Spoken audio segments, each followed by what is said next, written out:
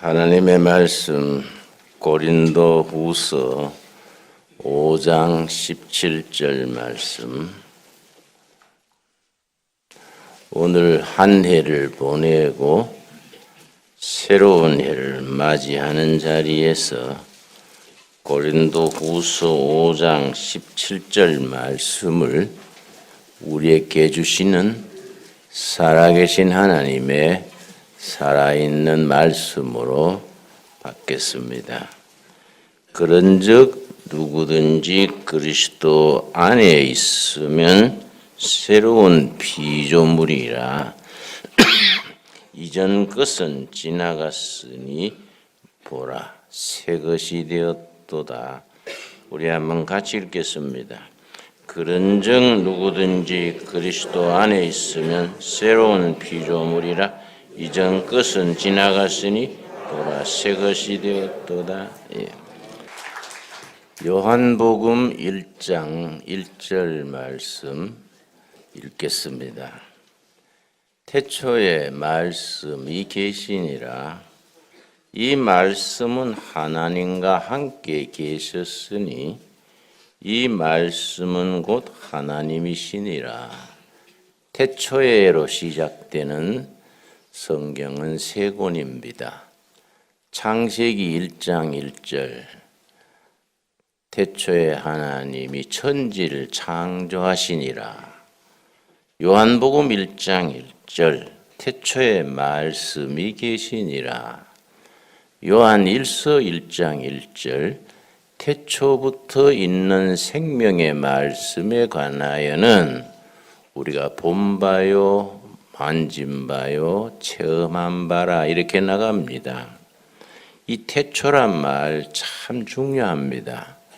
요한복음과 요한 1서의 태초는 하나님이 계시는 태초니까 사람의 지혜로는 감히 도달할 수 없는 세계입니다.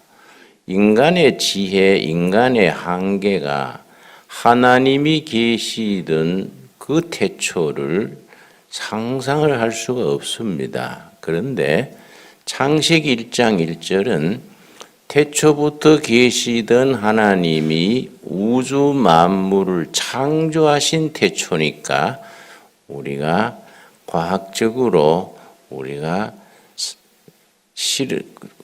상상을 할 수가 있습니다.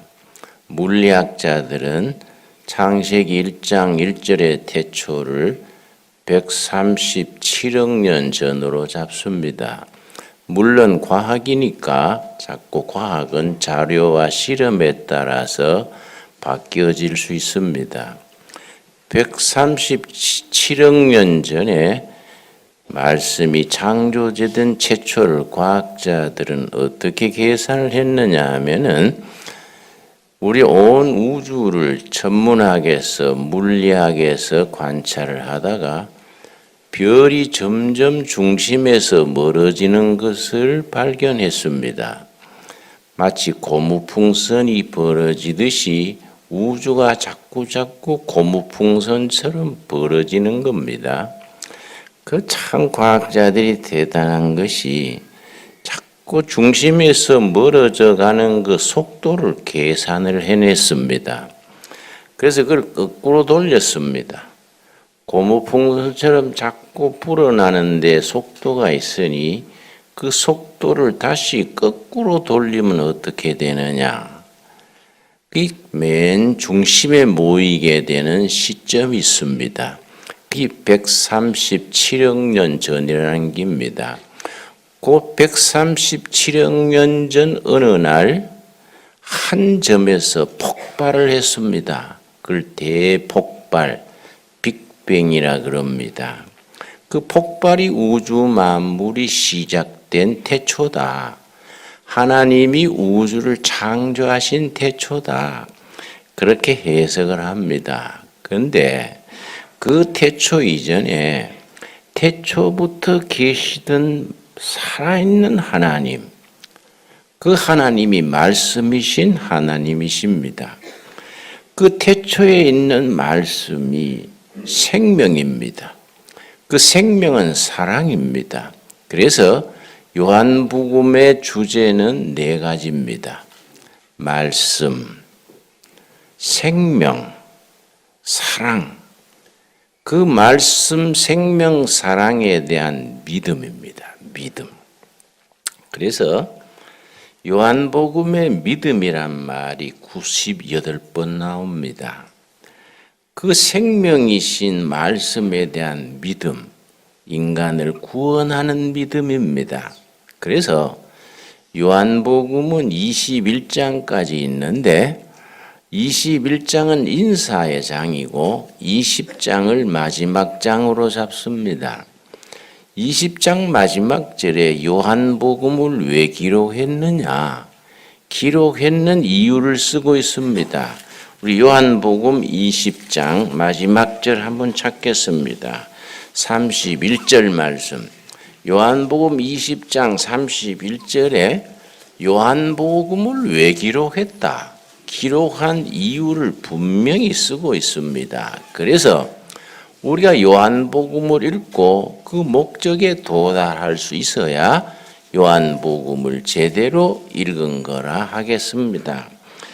오직 이것을 기록함은 요한복음을 기록한 이유는 너희로 예수께서 하나님의 아들 그리스도이심을 믿게 하려 함이요. 믿게 하려 함이요. 또 너희로 믿고 그 이름을 힘입어 생명을 얻게 하려 함이니라. 요한복음을 왜 기록했느냐? 예수는 하나님의 아들 그리스도다. 이걸 믿고 생명을 얻게 하려고 요한복음을 썼다. 그런데 이 요한복음에는 생명이란 단어가 헬라어로 두 가지가 있습니다. 부모에게서 받은 생명이 비오스입니다. 비오스. 그 생물학 바이오로지가 거기서 나왔습니다. 비오스, 생명에서 바이오로지, 생물학. 그런데 예수를 믿음으로 얻는 생명은 차원이 다릅니다. 이 땅에 몇 년 살다가 사라지는 생명이 아니라 영원을 누리게 되는 생명, 이 조회입니다. 조회. 그래서 요한복음을 쓴 이유는 비오스로 난 부모로부터 태어난 생명이 예수를 믿음으로 조회, 영원한 생명, 영생을 얻어 누리게 되는 겁니다. 그래서 요한복음 10장 10절에서 신앙생활은 어떤 생활이냐? 신앙생활의 요점을 간결하게 추려서 말해줍니다. 요한복음 10장 10절 우리 한번 찾겠습니다. 요한복음 10장 10절에 우리가 신앙생활을 하는데 신앙생활을 제대로 하는 것은 어떻게 하는 생활이냐?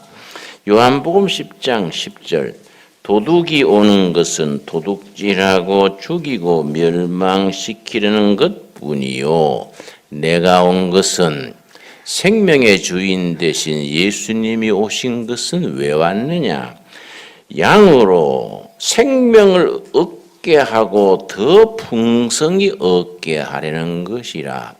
하나님의 백성들인 우리들이 생명을 얻어서 더 풍성히 누리게 하는 것입니다. 저 워커힐 16층에 가면은요, 양갈비를 아주 잘하는 식당이 있어요. 누가 나를 초청을 해서 그 식당에 갔더니 목사님, 이 식당은 양고기 전문입니다.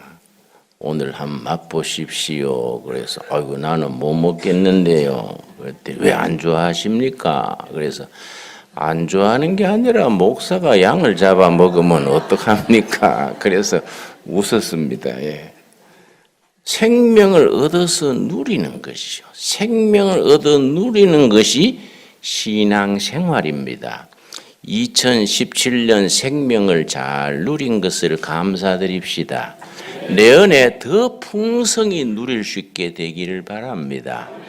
모든 생명 가진 것에 특징이 있습니다. 생명 가진 것에 가장 중요한 요점이 있습니다. 변화입니다. 변화. 변화되지 못하면 굳어집니다. 사람이 늙으면 굳어집니다. 사람이 죽으면 막대기처럼 빳빳해집니다. 굳어지는 것은 생명을 잃어가는 것입니다. 어느 조직, 어느 사회나 굳어지고 딱딱하고 서로 간에 흠잡고 트집 잡고 변화가 되지 않으면 그 사회는 벌써 시들어가는 겁니다. 개인도 마찬가지입니다. 개인도 싱싱해서 늘 젊음을 유지해야지 벌써 굳어지고 시들어지면 생명을 잃어가는 겁니다. 2017년 한 해를 보내고 2018년 새해를 맞으면서 생명을 더 풍성히 누려서 더 부드러워지고 더 멋있어지고 행복해질 수 있게 되길 바랍니다. 그래서 요한복음이 아주 독특합니다. 21장까지 이루어져 있는데 장마다 그 생명으로 인한 변화를 강조해 줍니다. 그래서 요한복음의 주제 중에 하나가 변화의 복음. 끊임없이 변화를 이루어가는 생명의 역사가 요한복음의 주제가 됩니다. 먼저 1장 요한복음 1장 42절 말씀 42절 아주 베드로의 이야기입니다. 베드로가 예수님을 만나기 전에는 시몬이랬습니다. 시몬이라는 사람 그냥 길가의 돌멩이처럼 어느 동네에서나 만날 수 있는 평범한 사나이랬습니다. 그 시몬이 예수님을 만나서 변화가 됐습니다. 그 변화가 된 구체적인 모습이 시몬이 베드로로 변합니다. 자, 요한복음 1장 42절 데리고 예수께로 오니 베드로의 형제 안드레가 예수님을 먼저 만나고 나서 이 어른은 진짜다. 그래서 자기 형제 베드로를 예수님께로 데려왔습니다. 그때까지는 베드로가 아닙니다. 시몬입니다. 시몬. 예수께서 보시고 이르시되 너가 요한의 아들 시몬이니 장차 게바라 하리라 하시니라. 게바는 번역하면 베드로라. 게바는 아람 말이고 베드로는 헬라 말입니다. 시몬이 베드로로 게바로 변화되는 것을 예수님이 시몬을 만난 첫 만남에서 너가 지금까지는 시몬으로 살았는데 비오스 생명입니다. 앞으로 베드로 조의 생명으로 변화가 될 것이다. 우리 주님이 그렇게 첫 대면에서 일러주셨습니다. 요한복음 2장 1절입니다. 2장 1절 말씀. 사흘째 되던 날 갈릴리 가나에 혼례가 있어 예수의 어머니도 거기 계시고 예수와 그 제자들도 혼례 청함을 받았더니 요한복음에 7가지 이적이 있습니다. 첫 번째 이적이 가나 혼인잔치에서 물을 포도주로 변화시킨 변화의 얘기입니다.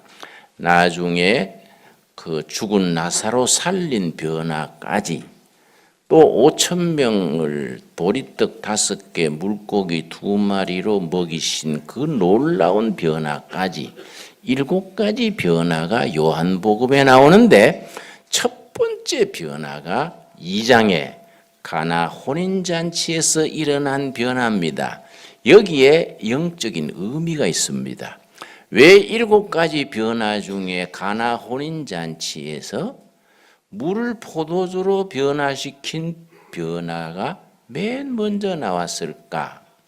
교회는 혼례집, 교회는 축제, 교회는 신랑 예수님을 모신 축제, 결혼식장이 돼야 한다는 겁니다. 교회가 장례식이 되면 안 되지요. 항상 교회는 행복하고 발랄하고 축제가 돼야 됩니다. 여러분, 모일 때마다 행복해질 수 있기를 바랍니다. 2017년에 우리 교회가 참 모두 행복했습니다. 우리 교회는 예배 분위기가 좋은 걸로 아주 유명합니다. 그 교회는 딴 교회가 좀 분위기가 다르대. 그 교회는 예배 보고 나면은 참 기분이 상쾌하고 좋아. 그런 얘기를 자주 듣습니다. 2018년에 내년에는 더 좋은 분위기, 더 좋은 참 기쁨이 깃드는 해로 만들어갈 수 있게 되기를 바랍니다. 그 혼인잔치집에서 예수님이 그 포도주가 떨어졌습니다. 어떻게 했습니까? 9절 말씀. 예수님이 물을 포도주로 변화시켰습니다. 연회장은 물로 된 포도주를 맛보고도 어디서 왔는지 알지 못하되 물도온 하인들은 알더라. 물을 포도주로 변화시킨 변화입니다. 여러분, 물은 세월이 가면은 변질됩니다. 오래된 물 마시고 배탈 나지요. 대장균이 끓게 되고 아주 어려워집니다. 그러나 포도주는 세월이 갈수록 값이 나갑니다. 여러분, 우리의 삶이 세월이 갈수록 값을 더하여 가는 복된 삶이 될 수 있게 되기를 바랍니다. 이제 우리 집 나이 들어가는 사람들은 1년 사는 만큼 좋은 일이 있습니다. 뭔 좋은 일이 있습니까? 천국이 가까워지는 겁니다. 야, 올해 1년 살았는 만큼 천국이 더 가까워졌구나. 여러분, 천국 갈 수 있는 기회가 점점 가까워옵니다. 그걸 기대를 가지고 기다릴 수 있게 되기를 바랍니다. 여러분 우리 두레교회 조그마한 도서관에 있는 책 중에 여러분 거의 읽었겠습니다만은 아주 중요한 책이 있습니다. 아직 못 보신 분들은 꼭 한번 읽으시기 바랍니다. 위대한 선물, 조그마한 책입니다. 스웨덴의 과학자 스웨덴보리의 천국 체험에 대한 이야기입니다. 스웨덴보리의 위대한 선물, 저는 그 책을 추천을 많이 합니다. 스웨덴보리는 18세기에 뉴턴에 버금가는 물리학자랬습니다.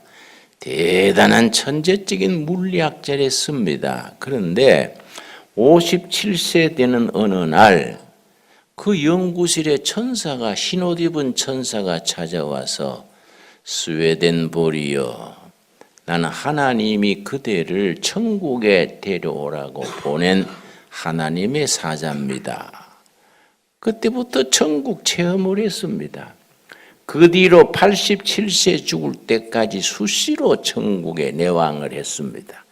천국을 돌아보고 지옥을 돌아보고 그걸 체험기를 쓴 책입니다. 참 그 내용이 중요합니다. 그래서 그 스웨덴보리가 그렇게 유명해지니까 스웨덴 할림원, 학자들의 그런 모임 할림원에서 스웨덴보리를 하루는 초청을 해서 뭐 백작 무슨 고위직 뭐 고루 모였습니다. 한 분이 물었습니다. 당신이 그렇게 유명하니까 이렇게 오늘 모인 사람들 중에 누가 제일 먼저 죽을지 한번 맞춰보세요. 그러니까 스웨덴보리가 가만히 돌아보더니 제일 젊은 백작, 40대 아주 건강한 백작을 딱 지목을 하고서 이 사람이 제일 빨리 죽겠습니다. 그러니까 모두 웃고 말았습니다. 이 무슨 횡당한 소린가 했는데 그 다음날 그 사람이 심장마비로 죽었습니다. 아주 그런 특별한 분입니다. 그 사람이 그 당대의 철학자 칸트의 친구였기 때문에 칸트가 스웨덴보리에 대한 연구란 조그마한 글을 남겼습니다. 철학 전공하는 사람들은 그걸 읽게 됩니다. 여러분, 스웨덴보리가 그 뒤로 57시에 천국을 다녀온 뒤로 모든 과학 서적, 세상 서적은 다 치워버리고 성경 한 것만 딱 책상 위에 놓고 성경 읽으면서 영적인 생활을 하다가 87세에 영원히 천국으로 온 것 같습니다. 여러분, 우리가 번데기가 저 수채에서 몇 년간 살아갑니다. 어떤 곤충은요, 7년간 하수도에서 살다가 7년 만에 번데기가 나비가 돼서 푸른 하늘로 올라갑니다. 우리 이 세상에 사는 비오스의 삶은 수채에 사는 번데기와 같습니다. 어느 날 우리가 하나님의 역사로 나비가 되어서 천국 생활을 누리게 됩니다. 그런 천국 소망을 가진다는 것이 얼마나 소중합니까? 너무너무 이건 참 축복된 일입니다. 여러분, 그래서 요한복음에는 시몬이 베드로로 변화가 되고 물이 포도주로 변화가 되고 요한복음 3장 보겠습니다. 3장. 요한복음 3장에 니고데모와 예수님의 대화가 있습니다.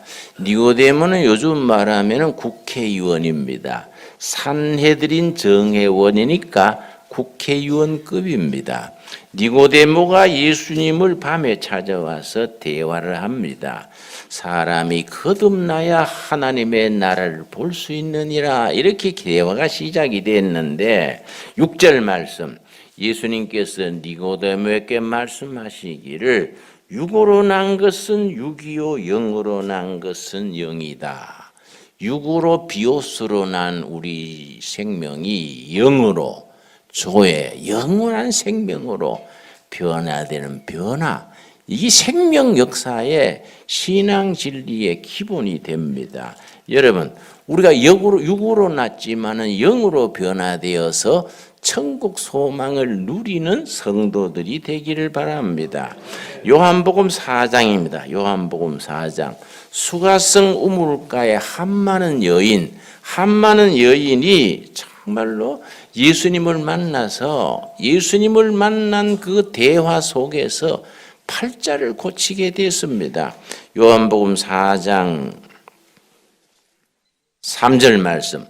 유대를 떠나서 다시 갈릴리로 가실새 사마리아를 통과하여야 하겠는지라 사마리아에 있는 수가라 하는 동네에 이르시니 야곱이 그 아들 요셉에게 준 땅이 가깝고 거기 또 야곱의 우물이 있더라. 수가성 우물가의 여인입니다. 성경에는 이름도 남기지 않았습니다. 이름도 남기지 않았는 한 여인, 한많은 여인입니다. 세상 말로 온갖 풍상을 다 겪으면서 모질게 살아남아서 5 남편을 거쳤고 지금 또 정식 남편이 아닌 동거하는 남편과 같이 살던 여인이 그 우물가에 우물길로 온 시간은 중동 지방의 시아스타 타임이라 그래서 전부 낮에 낮잠 한숨씩 자는 시간입니다. 이 여인은 동네 사람들에게 왕따 당했던 처지라 혼자서 자는 시간에 우물에 물길로 왔습니다. 그때 예수님을 만났습니다. 예수님과 대화를 나누면서 그 여인이 완전히 인생의 밑바닥에 떨어졌던 여인이 예수님을 만나서 비오스 생명에서 조의 생명이로 영원한 생명을 누리는 변화가 일어났습니다. 복음은 그래서 능력입니다. 사람을 변화시키는 능력, 사람에게 희망을 주는 능력, 내세의 영생을 누리게 하는 능력입니다. 28절입니다. 자, 요한복음 4장 28절.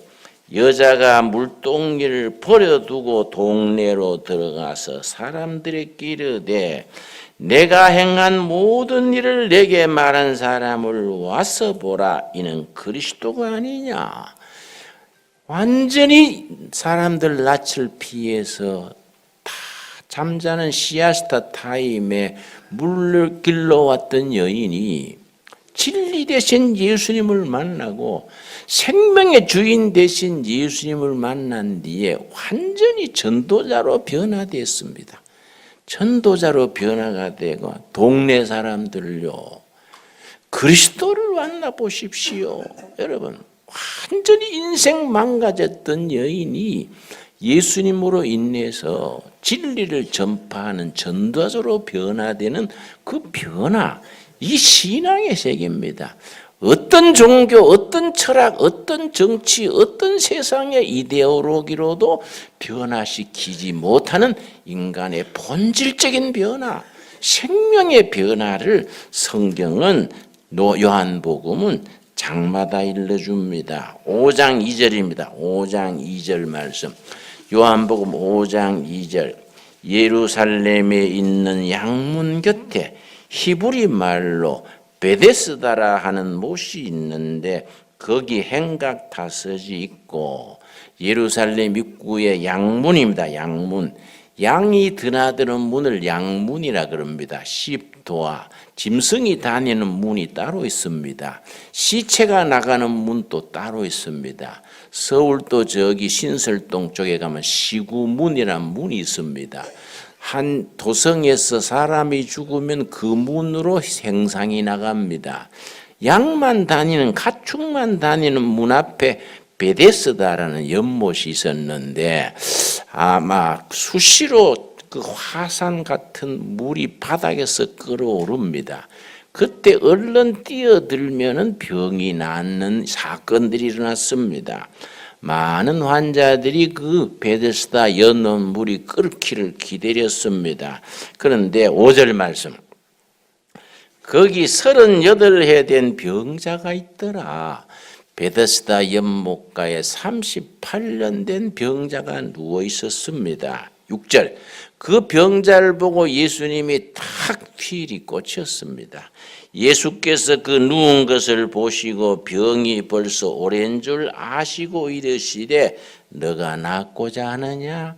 나는 예수님이 38년 된 병자를 향해서 당신이 낫기를 원합니까? 너가 낫고자 하느냐? 이 말을 내 자신에게 말씀하시는 예수님의 음성으로 듣습니다. 김진홍아, 너가 낫고자 하느냐? 우리에게 예수 성령께서 지금 물으십니다. 아무개야, 너가 낫고자 하느냐?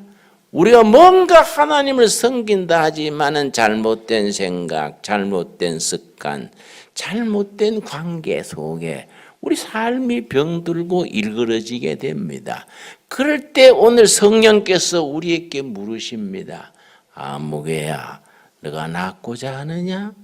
그 뭐라 그랬습니까? 7절 말씀. 병자가 대답하되 주여, 물이 움직일 때 나를 못에 넣어주는 사람이 없어 내가 가는 동안에 다른 사람이 먼저 내려가나이다. 예수께서 이르시되 일어나 너 자리를 들고 걸어가라. 너가 낫고자 하느냐? 네 자리를 들고 걸어가라. 여러분, 우리에게 주시는 은혜의 말씀으로 받을 수 있기를 바랍니다. 아무개야, 네가 낫고자 하느냐? 예, 낫기를 원하지만은 도와주는 사람이 없군요. 일어나 걸어가라. 일어나 걸어가라. 한 해를 보내고 한 해를 맞는 자리에 우리에게 이러한 변화가 심령 속에, 삶의 현장 속에 이루어지기를 바랍니다. 다시 한번 이런 본문 말씀은 자꾸 우리 마음속으로 곱씹어야 됩니다.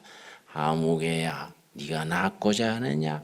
우리 자신이 베데스다 연못가에 38년간 누워있던 환자다. 그런 자신을 그렇게 생각을 하고 우리에게 성령께서 이 밤에 물으시는 질문, 너가 낫고자 하느냐? 예, 낫기를 원합니다마는 잘 되지 않네요. 내가 못나고 결단력이 없고 시원찮아서 안 됩니다. 우리 주께서 일어나 걸어가라. 축복의 말씀입니다. 요한복음 6장입니다. 요한복음 6장 1절 말씀. 그 후에 예수께서 디베라의 갈릴리 바다 건너편으로 가심에 큰 무리가 따르니 디베라 바다 갈릴리 바다의 별명입니다. 디베라 바다 건너가실 때 큰 무리들이 아주 배고픈 백성들이 예수님을 따라왔습니다. 그 예수님이 그들을 보고서 뭐라 그랬습니까? 너희들이 먹을 것을 주라. 이 사람들 하루 종일 이렇게 굶주렸지 않느냐? 너희들이 먹을 것을 주라 했습니다. 여러분 9절 말씀, 여기 한 아이가 있어 보리떡 5개와 물고기 2마리를 가지고 있나이다. 그러나 그것이 많은 사람에게 얼마나 도움이 되겠사옵나이까? 예수께서 이르시되 이 사람들로 앉게 하라 하시니 그곳에 짠디가 많은지라 사람들이 앉으니 수가 5,000명 되더라. 보리떡 5개 물고기 2마리로 남자들만 5,000명 되는 무리를 다 먹이셨습니다. 그런데 문제는 그것이 문제가 아니라 예수님의 의도는 더 깊은 데 있었습니다. 6장 35절 말씀, 우리가 요한복음을 읽으면서 성경을 읽으면서 이런 말씀이 우리에게 주어지는 약속의 말씀으로 임해야 합니다. 요한복음 6장 35절, 예수께서 이르시되 나는 생명의 떡이니 내게 오는 자는 결코 줄이지 않을 터이요.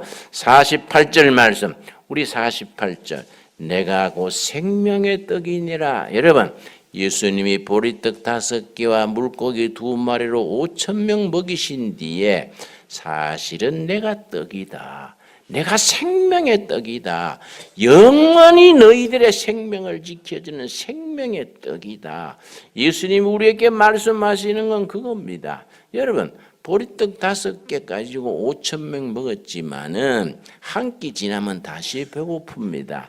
그러나 예수님이 주시고자 하시는 떡은 영원한 떡, 생명의 떡, 생명의 떡을 누리는 우리들이 될 수 있게 되기를 바랍니다. 여러분, 우리 예레미야서 4장 3절 오늘 마지막 말씀을 읽겠습니다. 예레미야서 4장 3절, 내가 옛날 30대에 아주 30대에 사건이 있습니다. 30대 우리 박정희 대통령 시대에 뜻하지 않게 감옥을 가게 됐습니다. 다른 책은 다 압수해버리고 성경만 넣어줬습니다. 책은 다 압수하고 사회과학이니 인문과학 책은 주면은 나쁜 생각 만든다고 했는지 다 압수하고 성경 한 권만 차입을 시켜줬습니다. 하고 한 날 독방에 앉아서 성경만 읽는 겁니다.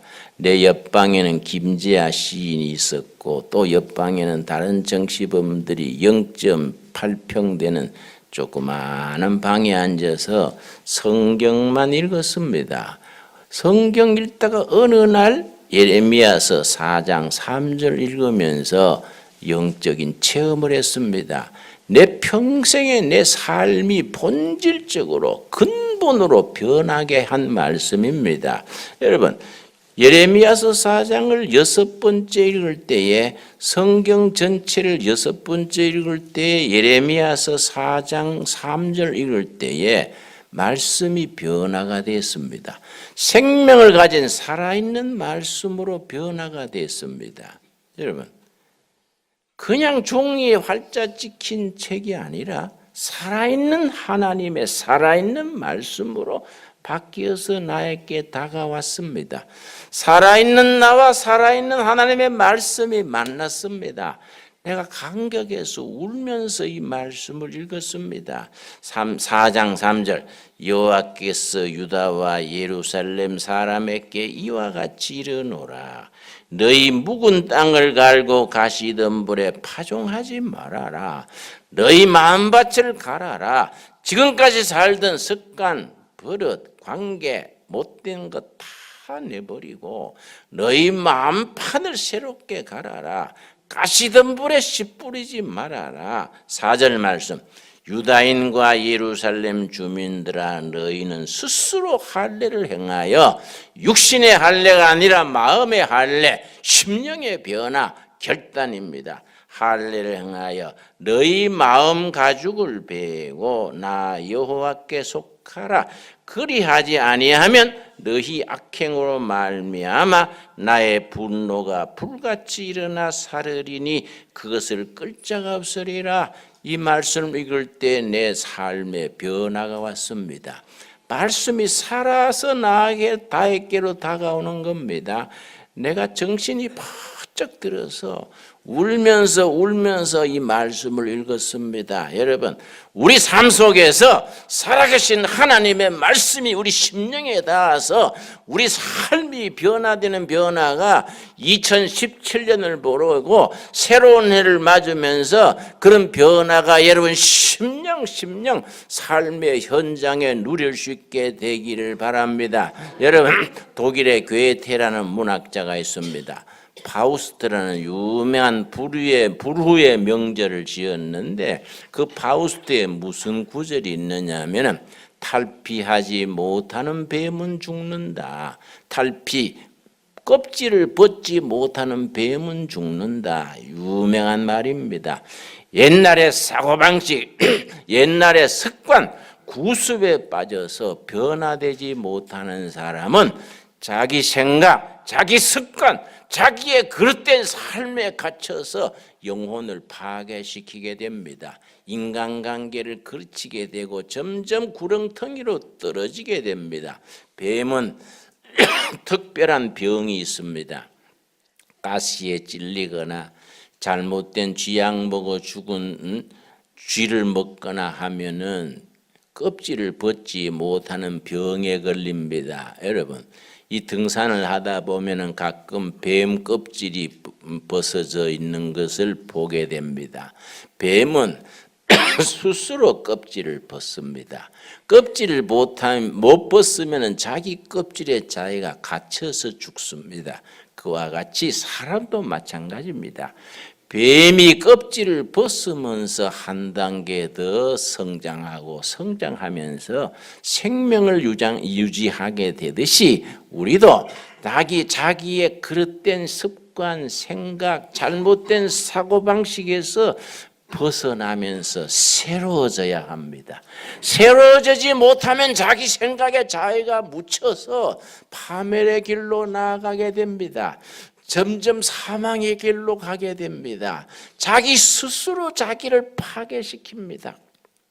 여러분, 껍질을 벗는 뱀처럼 우리 한 해의 잘못된 습관, 잘못된 생각, 잘못된 관계 스스로 돌아보면서 과감하게 껍질을 벗는 시간 될 수 있게 되기를 바랍니다.